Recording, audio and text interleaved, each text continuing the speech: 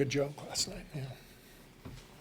Hey, Steve, Logan's, oh, Philly Billy, how you doing? Logan suggested that it was my request for Brandin to do Sweet Caroline last night. I took that as a shot. It felt like you were that's how it felt. The question, though, is, was it true? Maybe, Did you or did you? maybe. are you going to make Raymond apologize for asking you to lie? Did you hear that exchange I out did. there? Yeah.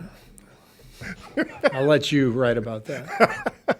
How would you articulate what Andre meant to this franchise and what he's done over the last 7-8 years?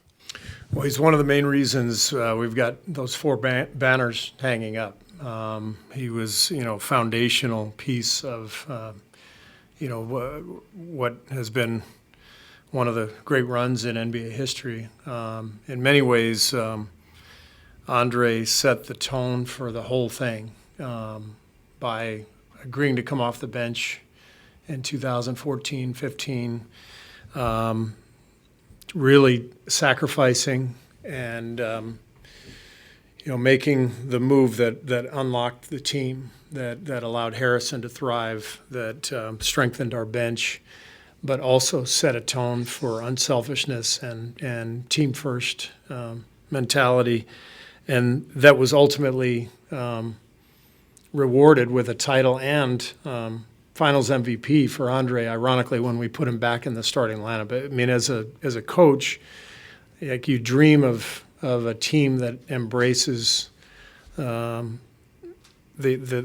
group's success over everything else. And Andre, to me, was the guy who set the tone and told everybody on the roster, this is what it's about. And you look at the type of player he was, just incredibly smart, amazing feel at both ends, was always a step ahead of everybody else on the floor, elite defender, and the perfect complement to the group we had because he was able to expose the defense and get shots for Steph and Klay or cover up at the other end defensively when we made mistakes. So Andre was just special.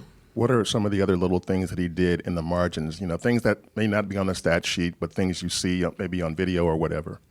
Every game there's stuff on tape that you can see exactly what he's doing, where he's a step ahead of the defense. He'd have an open shot, but he'd see Steph or Klay coming through the paint, and he would, take his time, pump fake, take a dribble the other direction, and then just swing it to those guys, and then he would laugh going back down the floor because he knew he had the defense on a string. And there are a million plays that he made, that are tough to describe, but just always in the right spot, always seeing what's happening and being proactive instead of reactive,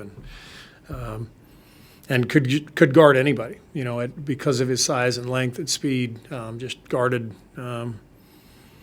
any individual player in the league, and then was also one of the best help defenders in the league. So he was, the numbers don't show it, but because he wasn't a huge scorer, but Andre was one of the best players in the league over his run here, and like I said, one of the main reasons we got these banners here. Do you think he'll be around at all?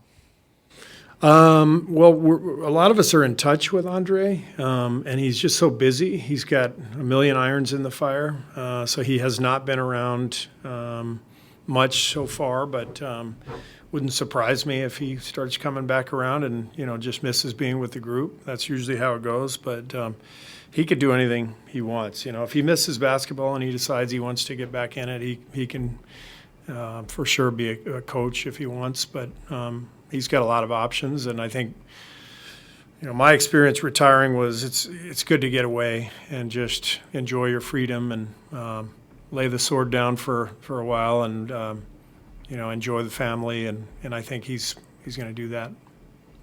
You talked about lineup. You were gonna probably do some interesting lineup stuff tonight.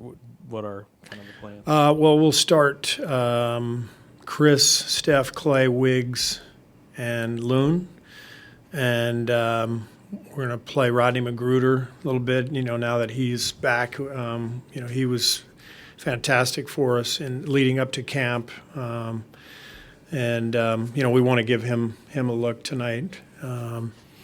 This is not going to be a 30-plus minute night for our starters. We'll scale it back, so probably 20, 24 in that range, which means we'll play more people as well.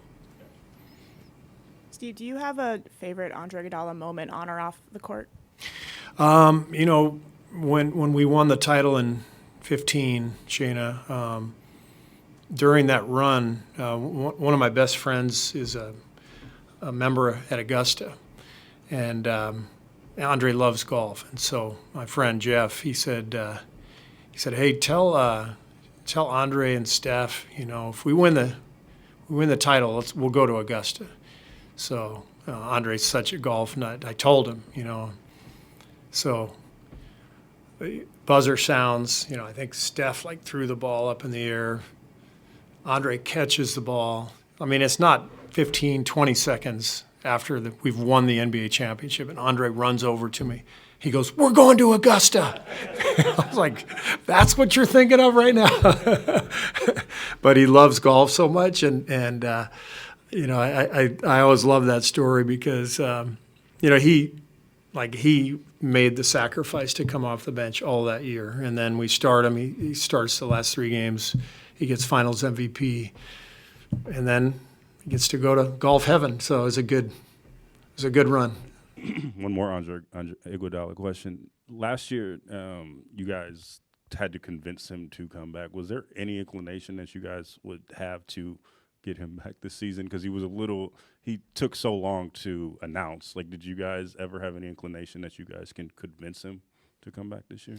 Well, it wasn't really discussed. I think, last year it was tough because he couldn't stay healthy, and we were really hoping and counting on him, being there, and his body didn't hold up, and so when we went into this off season, we were in touch with him, but neither side was sort of, banging down the other's door. It was more we kind of assumed Andre was going to retire, but gave him the respect of keeping the door open if that's what he wanted. But it wasn't like the previous summer where we were really pressing him to come back and play.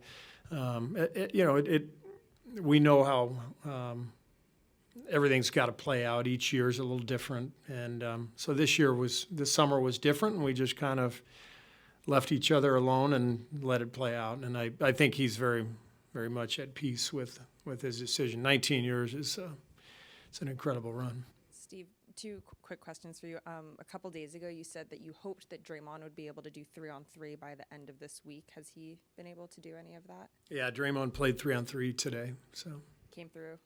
yeah, he's doing fine, but needs some work for sure. It's the first. I think today was the first day he has done that. So obviously, got to keep doing that and advance to 5-on-5, and so we'll see what it means. But it's a good first step. And then it is a preseason game, but what are the conversations like when you go up player like Wenbanyama? Yes, he's a rookie, but he's pretty unprecedented just in what he presents. How do you prepare? Yeah, I mean, we haven't talked about the matchup. We'll do that just before the game because it's preseason. We're not as locked in on personnel and game plan and all that. But everybody knows what a talent he is, and it'll be fun for us to play against him tonight and for our fans to see him play. Hey, Steve, over here. Tomorrow you're going to be receiving an award from the Love Life Foundation, the Steve Kerr Advocate for Peace Award, and I just wanted to get a reflection from you what that means to you. Yeah, I mean, I'm very, very honored, and I'll be there tomorrow and excited about the event. I'm, as you know, very strong advocate for gun violence prevention, gun safety measures, and tomorrow will be a very flattering night, and I'm really honored to be receiving the award. What do you think having Victor does for Pop in terms of, I don't want to say rejuvenate him, but because he certainly doesn't need that, but what does it do for him? And how is he, if you could talk about how he's perfectly suited to coach him after going through Tim? Yeah, well, apparently it got him a 5-year contract. That's how I look at it. No, I know how rejuvenated Pop is, and I think the last few years, in many ways, have been a lot of fun for Pop, coaching his young guys, leading them. I've had several meals with Pop, during the last couple seasons, and it's the usual scene. The whole team is there, and everybody is engaged and connected, and we know how much Pop loves that aspect of coaching. Along with the gratification that comes with seeing young guys develop. So that part of the equation has been really powerful the last few years. But, everyone wants to win. I mean, and Pop's one of the biggest competitors I've ever been around. And so I think he's really excited to have Victor, but also these young guys who they've developed. And they're going to be much improved this year. And Pop's bouncing off the walls. He's really excited about all this. Back here, Coach. All right, you rolling tonight, I hear? Yeah, I was about to say, now for something really different. All right. So I'm filling in for Franco Finn, Yeah. doing the Warriors player introductions and coach. Do you have any kind of advice for me? Because I'm a little nervous now. I've been practicing. Nervous? Yeah. Be yourself. Don't be Franco. Just do you. That's my advice. Well, he's been teaching me how to go all guttural and stuff like that and Yeah. belling out the names. Just be yourself. Be authentic. All right. You got this. We believe in you. Thank you. You got the backdrop. This is the sounds you hear Right. right behind. And so your job, you got to rev up this crowd because you are literally the first thing to get going out the gates with the players, and the players are feeling it too. So Right. it sets the tone. I mean, no pressure or anything. Go, go, go. In his